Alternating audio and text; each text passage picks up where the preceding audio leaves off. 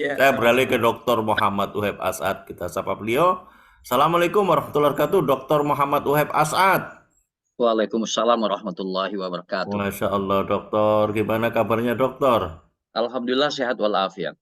Nampaknya penting, dokter, untuk mengupdate apa dan bagaimana nih peta cengkeraman oligarki di balik sistem dan rejim demokrasi di bawah rejim Presiden Jokowi ini, dengan melihat diantaranya secara khusus peristiwa ujaran bajingan tolol Presiden Jokowi ini oleh Rocky Gerung.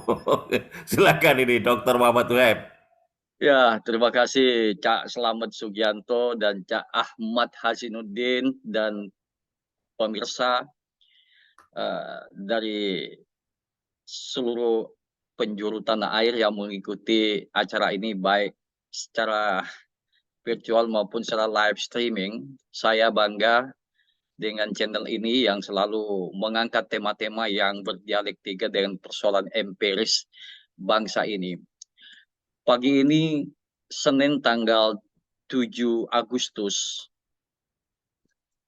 10 hari lagi kita memasuki usia Republik ini 78 tahun. Artinya bangsa ini sedang siap-siap merayakan pesta kemerdekaan yang ke-78 dan mudah-mudahan kita semua merasa merdeka.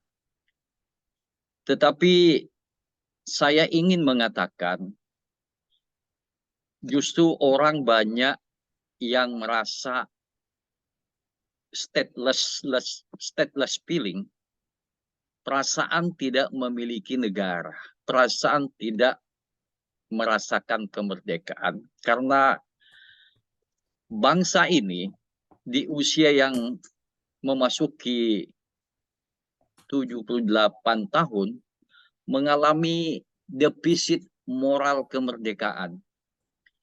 Di sana sini banyak orang yang merasa hidup susah, merasa tidak diayomi oleh negara, tidak hadirnya negara di dalam kehidupan sosial ekonomi, khususnya di masyarakat pinggiran, di masyarakat perbatasan, di masyarakat kepulauan, di masyarakat petani dan nelayan.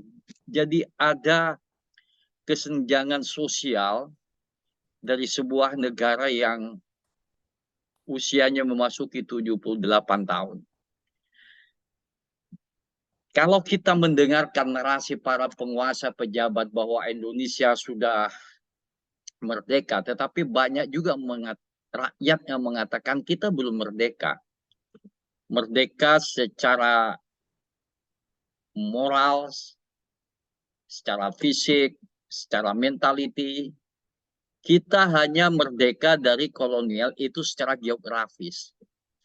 Ya, kita ditinggalkan oleh penjajah, meninggalkan sebuah negara yang berbentuk nation state yang namanya Indonesia seperti ditulis oleh Profesor Benedict Anderson atau yang dikenal Ben Anderson dalam bukunya yang sangat terkenal Imaginated Communities, komunitas-komunitas terbayangkan. Ben Anderson bercerita betapa masyarakat Indonesia pada zaman itu memiliki beyond imagination, memiliki hayalan imajinasi mimpi tentang sebuah negara yang merdeka. Jadi masyarakat suku bangsa bersatu menginginkan satu uh, wilayah yang merdeka sehingga masyarakat berjuang bahu-membahu yang melintasi batas etnis dan agama hanya satu kata, kita harus merdeka. Begitu juga kalau kita baca bukunya Parakitri Simbolon yang berjudul Indonesia Menjadi. Nah, proses perjalanan panjang sejarah bangsa ini perlu kita hargai bagaimana pejuang-pejuang dari penjuru negeri ini bahu-membahu melawan kolonial Belanda, penjajah untuk satu tujuan yaitu kemerdekaan. Hari ini kita kembali dijajah oleh bangsa kita sendiri. Ya, apa yang disebut dengan penjajahan oligarki. Saya selalu membanding-bandingkan situasi hari ini dengan zaman VOC. Hari ini kita merasa terjajah oleh bangsa sendiri, yaitu VOC baru, bahkan lebih jahat dan lebih kejam daripada VOC zaman kolonial Belanda dan Portugis. Lalu pertanyaannya adalah, apakah negeri ini sudah merdeka secara substantif? Apakah negeri ini sudah melahirkan satu tatanan kehidupan demokrasi yang berkualitas dan bermartabat bagi seluruh rakyat Indonesia? Ini pertanyaan mendasar, ini pertanyaan penting. Karena negara ini dihadirkan, tujuannya adalah menciptakan keadilan sosial bagi seluruh rakyat Indonesia. Itu iman dasar daripada negeri ini. Di usia yang 78 tahun ini, mengapa struktur ekonomi, penguasaan sumber daya alam, tidak merepresentasikan sebuah equality, keadilan, al-adalatul ijtimaiyah, keadilan sosial, al-adalatus siyasah. Itu semakin jauh dari pelatar bumi ini, di negeri ini. Jadi kita harus mengevaluasi ulang narasi tentang sebuah kemerdekaan. Merdeka dalam hal apa?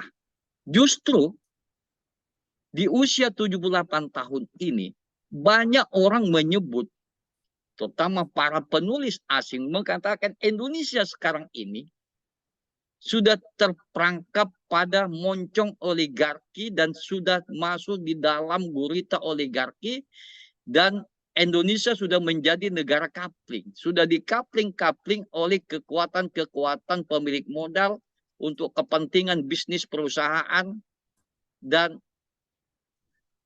negara menjadi lemah. Jadi di mana negara sekarang ini? Di mana kemerdekaan ini? Ini pertanyaan penting. Saya memulai diskusi ini dengan bercerita soal ini karena kita akan memasuki usia 78 tahun. Sementara kemiskinan, hutang yang semakin menumpuk, praktek korupsi yang semakin gila. Ya, saya tidak ingin mengatakan bahwa korupsi di daerah pada zaman Orde Baru tidak ada. Ada korupsi. Namun pasca Orde Baru ini, korupsi semakin menggila, semakin menggurita bagaikan amuba di musim hujan. Kita lihat bagaimana kepala daerah mempertontonkan kegenitan kekuasaan dan menggunakan posisi jabatan melakukan praktek rank seeking atau korupsi berjamaah. Di tengah kemiskinan rakyat, di tengah masakan mencari penghidupan ekonomi yang semakin susah. Sementara pada sisi yang lain pejabat daerah berpoya-poya, bekerja sama dengan para kroni bisnis dan kapitalis. Kroni politik melakukan praktek rank seeking, berburu rente, mencari opti proyek, dan pada akhirnya juga menyengsarakan rakyat. Proyek-proyek pembangunan yang banyak dimanipulasi, rakyat menjadi korban dari sebuah permainan persekongkolan bisnis dan politik ini. Nah, diskusi soal merdeka ini, kata merdeka, perlu dibahas ulang. Merdeka dalam hal apa? Kalau memang merdeka penjajahan, merdeka dari penjajahan fisik, ya itu memang nggak ada.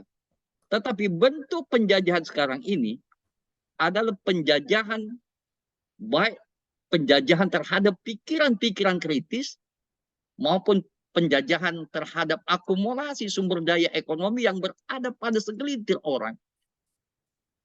Coba kita bayangkan satu oligarki menguasai 50% dari total kekayaan Indonesia, dari total penduduk 275 juta. Inilah kebrengsekan sistem kekuasaan yang ada sekarang ini. Ya, apa dikatakan oleh Bang Rocky Gerung itu betul. Dan kita harus mengamini Rocky Gerung adalah sebuah representasi dari sebuah kegalauan dari hati dan pikiran rakyat Indonesia. Rocky Gerung adalah sebuah simbol perlawanan dari sebuah sistem kekuasaan yang semakin otoriter dan semakin banal sekarang ini.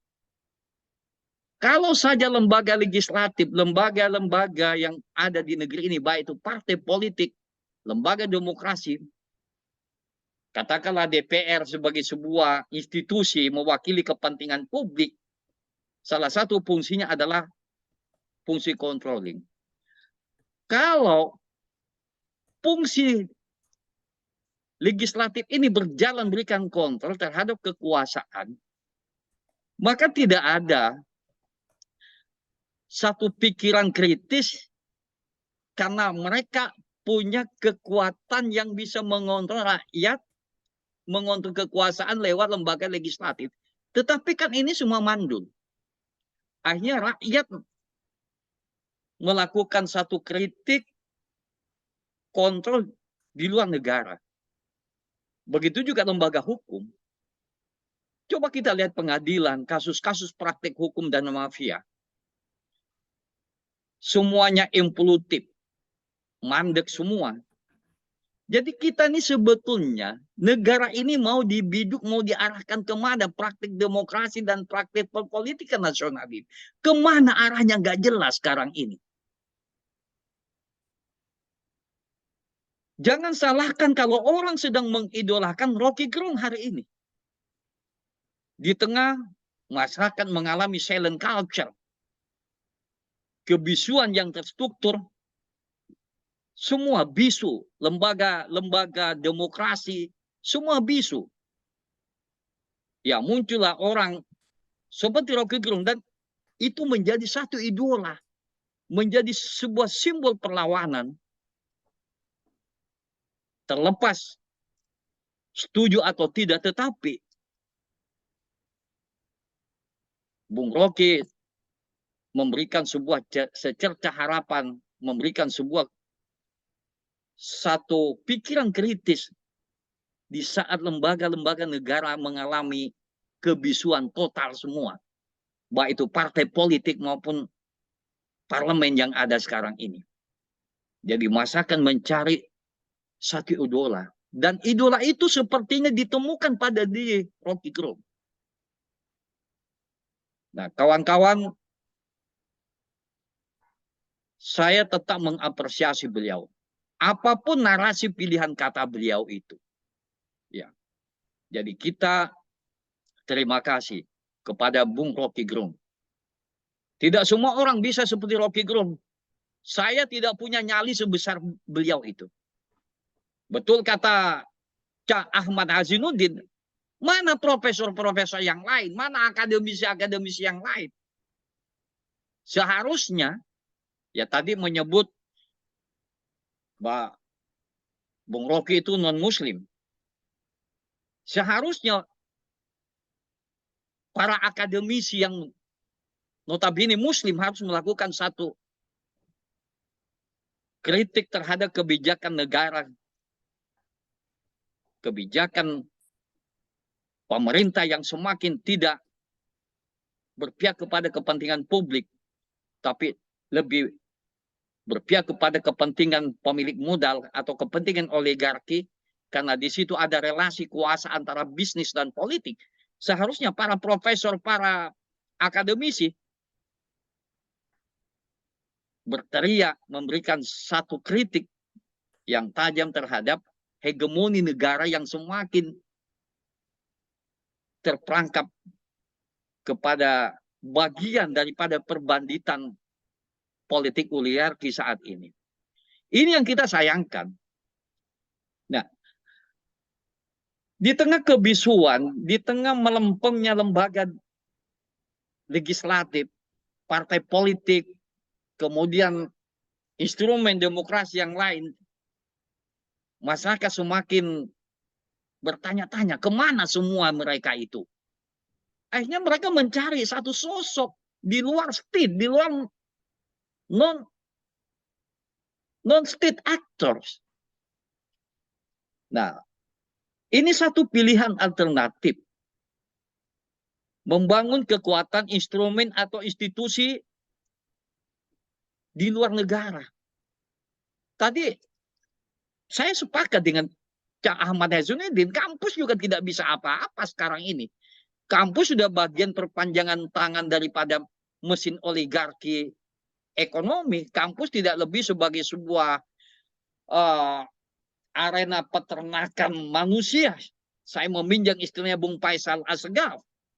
Kampus sudah kehilangan dimensi transendental, dimensi dialektik, bagaimana melihat persoalan-persoalan sosial dan bangsa, dan kampus kayak satu wilayah yang lepas dari persoalan bangsa. Kampus berada pada wilayah sendiri dan kehidupan bangsa yang carut marut ini pada sisi lain. Jadi tidak ada konvergensi. Ini kampus yang katanya sebagai satu laboratorium the agent of social change, agen sebuah perubahan. Apa yang bisa diharapkan dengan kampus-kampus yang hari ini? Ya, saya malah bilang bahwa kampus lebih sebagai tempat pabrik ijazah yang kehilangan dimensi kritis, kehilangan dialektika dengan persoalan real bangsa ini, persoalan ekonomi, politik. Jadi tidak ada lagi channel frekuensi dengan realitas sosial kehidupan bangsa dan negara. Kampus berada di Menara Gading. Kampus berada di langit. Apa bisa diharap? Nah, oleh karena itu, menurut saya, perlu ada kelompok-kelompok strategis, kelompok independen yang selalu menyuarakan. Seperti Cak Hasanuddin, Ahmad Hasanuddin, dan lain-lain. Itu perlu banyak di negeri ini. Ya, saya tidak mengatakan bahwa semua profesor seperti itu. Banyak juga profesor yang memiliki komitmen, yang memiliki kritisisme. Tetapi kalau dibandingkan puluhan ribu profesor, ambil saja 1% yang memiliki common sense. Sama-sama kita memikirkan bagaimana negeri ini yang semakin hari semakin tidak jelas kemana arah perpolitikan nasional yang akan dibawa oleh Presiden Jokowi. Akhirnya kita berada pada the danger of demokrasi. Demokrasi yang sangat membahayakan sekarang ini. Karena nyaris pikiran-pikiran kritis nyaris diharamkan di negeri ini. Ya, kasus seperti Rocky Gerung. Ya, kalau mau negara tidak memunculkan orang-orang kritis seperti Rocky Gerung, coba negara ini baik-baiklah ngurus pengelolaan manajemen negara ini, ya. Tapi negara ini sudah kehilangan kompetensi. Penguasa ini sudah kehilangan kompetensi untuk mengurus negara ini. Sudah kehilangan aura di mata publik. Nah, masyarakat pun sudah kehilangan trust, kepercayaan. Kenapa kehilangan percayaan? Ada perasaan ketidakhadiran negara di dalam kehidupan realitas sosial ekonomi masyarakat hari ini. Mengalami stateless, perasaan tidak hadirnya negara. Coba kita lihat Cak Selamat, Cak Ahmad Hasanuddin, itu di wilayah perbatasan di Kalimantan Barat itu. Ada 5 kabupaten berbatasan dengan Sarawak, Malaysia. Kok negara perbatasan yang ke Malaysia itu lebih senjata daripada perbatasan di Indonesia? Ya, kita tidak bisa bicara soal NKRI harga mati, atau bicara Pancasila, atau bicara nasionalisme. Mereka, loh, Anda menyuguhkan idiom-idiom Pancasila, nasionalisme, dan NKRI, kami butuh makan. Dan negara tidak pernah ngasih makan kami. Itu di wilayah perbatasan. Begitu juga di Kalimantan Utara. Begitu juga di pulauan. Saya ini kan orang pulau. Coba kita ke pulau sana itu, Pulau Masalembu, Pulau Karamian, Pulau Masakambing. Tanya, adakah Anda memiliki perasaan memiliki negara? Apa jawaban mereka? Saya bisa menyekolahkan anak ke Jogja, ke Pulau Jawa karena saya jadi kuli di Malaysia, kuli bangunan. Saya bisa jadi ngirim anak ke pesantren, saya sebagai nelayan. Ya kalau lagi musim hujan nggak ada pendapatan. Nah, narasi seperti ini kita temukan berjuta puluhan juta rakyat di Indonesia ini. Di mana makna kemerdekaan sekarang? Kemerdekaan hanya dinikmati para oligarki. Para oligarki sontoloyo itu yang menikmati sumber daya alam yang memiliki ratusan ribu hektar, puluhan ribu hektar yang dikapling-kapling akibat mendapatkan privilege dan mendapatkan proteksi dan kebijakan dari negara dan difasilitasi oleh negara dan negara menjadi komparator, menjadi instrumen dari sebuah kepentingan para oligarki. Jadi negara ini dikapling-kapling yang memiliki sumber daya alam kelapa sawit yang jumlahnya ratusan ribu hektar, begitu juga tambang batu bara, begitu juga nikel. Itu bukan orang pribumi. Itu para oligarki sontoloyo itu yang sudah merampok sumber daya alam kita. Sudah dikapling di mana-mana, di Kalimantan, di Sulawesi, di Sumatera. Akhirnya negara ini menjadi lemah karena negara ini sudah didikte oleh kekuatan oligarki. Ya, saya tidak terlalu maksud saya pada zaman Orde Baru. Oke, Anda boleh ngerampok kayu di Kalimantan atau HPH. Tapi kamu store ke negara 32 sampai 35%, itu masih ada. Begitu juga zaman SBY ada 28%, zaman Jokowi tinggal 7%. Jadi habis hutan-hutan di Kalimantan di negeri ini. Jadi daulat ekonomi kita, kedaulatan ekonomi kita itu sudah diamputasi oleh para kekuatan oligarki. Cina-Cina yang datang selewaran itu di berbagai daerah itu di Kalimantan Selatan itu di pabrik semen di sebuah kabupaten namanya Kabupaten Tanjung. Itu pekerja dari Korea dan Cina semua itu. Orang Banjar itu yang jadi satpam saja. Karyawannya semua Cina yang nggak ngerti bahasa Indonesia. Begitu juga di Morawali, di perusahaan nikel, begitu juga perusahaan emas di Bombana Selatan, Sulawesi Tenggara. Ya, kita membayangkan Indonesia ke depan ini masih ada kan namanya Indonesia kedaulatan Indonesia karena sumber daya alam kita sudah dikapling-kapling, terutama oleh kekuatan Cina, apalagi Jokowi ketemu Xi Jinping di Cina itu, ya ini luar biasa ini. Apa yang akan terjadi akan datang. Jadi sahabat kawan semua, ini keprihatinan kita Indonesia akan datang bagaimana nasibnya. 78 tahun menyanyikan lagu kemerdekaan, mencium bendera merah putih sambil meneteskan air mata. Itu yang kita saksikan lagu-lagu Indonesia Raya, para pejabat dengan berapi-api memberikan motivasi di depan para staf karyawannya. Pada sisi yang lain, kepala daerah juga merampok praktek korupsi. Ya, apa semua yang terjadi di negeri ini? Sepertinya praktek koruptif ini sulit dicegah karena ada window opportunity. Bahkan negara juga bisa memfasilitasi dengan seperangkat undang-undang yang memungkinkan orang melakukan praktek manipulasi dan penggunaan jabatan dan posisi kekuasaan dan melakukan trading influence, memperdagangkan pengaruh, exchange resource, mempertukarkan sumber daya yang masing-masing dimiliki antara pemilik modal dan pengusaha. Jadi Kita belum merdeka. Merdeka secara berpikir.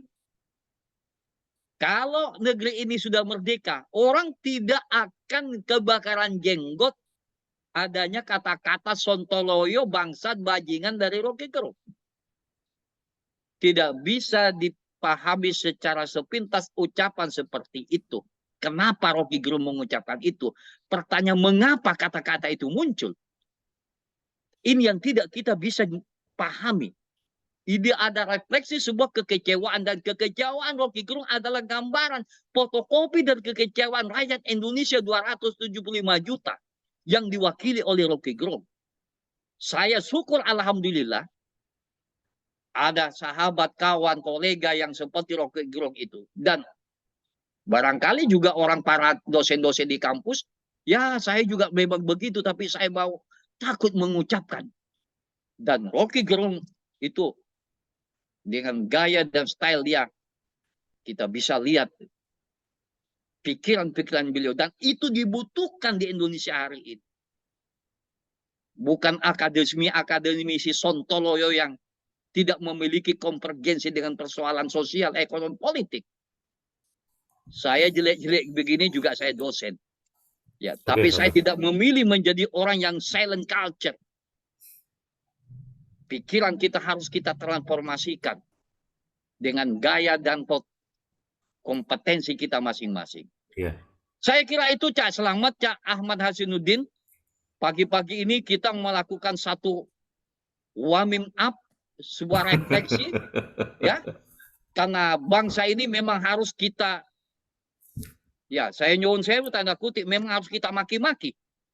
Penguasa-penguasa yang tidak memikirkan kepentingan rakyat, sibuk mengakumulasi kepentingan kekuasaan dan mencari upeti dengan cara rank seeking behavior, memperdagangkan pengaruh dan kekuasaan di era kapitalisasi demokrasi, dan apalagi lebih-lebih sekarang ini menghadapi kontestasi elektoral Pilpres 2024. Jadi pertanyaan sekarang nih, kemana biduk sejarah negeri ini akan diarahkan? Semakin tidak jelas. Ya, semakin terperangkap kepada moncong oligarki. Ya, sesuai dengan tema ini, menjadi gap pintu masuk Indonesia akan diterjang oleh monster-monster oligarki. Karena Indonesia adalah negara yang kaya sumber daya alam dan semua orang tertarik untuk menguasai Indonesia. Karena Indonesia seperti perempuan cantik itu kaya dan semua orang ingin menguasai Indonesia ini. Iya. Oke, terima kasih. Terima kasih Dr. Muhammad Oheb Asad.